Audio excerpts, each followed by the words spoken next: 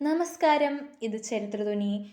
PSC, SSC, railway പരീക്ഷകൾക്കും school വിദ്യാർത്ഥിനികൾക്കും പ്രധാനമായി പഠിക്കേണ്ട ഒരു നദിയാണ് സിന്ധു നദി. സിന്ധു നദി ഹിമാലയൻ മലനിരകളിൽ നിന്നാണ് ഉത്ഭവിക്കുന്നത്. എവിടെ നിന്നാണ്? ഹിമാലയൻ മലനിരകളിൽ നിന്നും.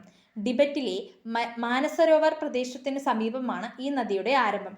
ടിബറ്റിലെ മാനസരോവർ പ്രദേശത്തിന് സമീപമാണ് ഈ നദിയുടെ ആരംഭം എന്ന് പറയുന്നത്. ഈ നദി ടിബറ്റിൽ നിന്ന് ആരംഭിച്ച് ഇന്ത്യയിലെ ലഡാക്ക് വഴി ഒഴുകുന്നു. പിന്നീട് പാകിസ്ഥാനിലേക്ക് കടക്കുന്നു. അവസാനം അത് അറബിക്കടലിൽ എത്തിച്ചേരുന്നു. ടിബറ്റിൽ നിന്ന് ആരംഭിച്ച് ഇന്ത്യയിലെ ലഡാക്ക് വഴി ഒഴുകി പിന്നീട് പാകിസ്ഥാനിലേക്ക് കടക്കുന്നു. അവസാനം അത് അറബിക്കടലിൽ എത്തിച്ചേരുന്നു. സിന്ധു നദിയുടെ ആകെ നീളം ഏകദേശം 3180 കിലോമീറ്റർ ആണ്. ഈ നദിയുടെ ആകെ നീളം ഏകദേശം 3180 കിലോമീറ്റർ ആണ്.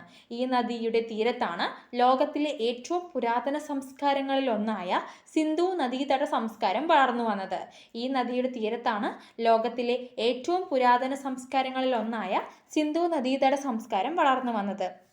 PSC, SSC, റെയിൽവേ പരീക്ഷകൾക്കും സ്കൂൾ വിദ്യാർത്ഥിനികൾക്കും ഇത് വളരെ പ്രധാനപ്പെട്ട ഒരു വിഷയമാണ്. ഇത്തരം കൂടുതൽ ക്ലാസ്സുകൾക്കായി ചരിത്രധ്വനി ചാനൽ സബ്സ്ക്രൈബ് ചെയ്യുകയും ചെയ്യുക.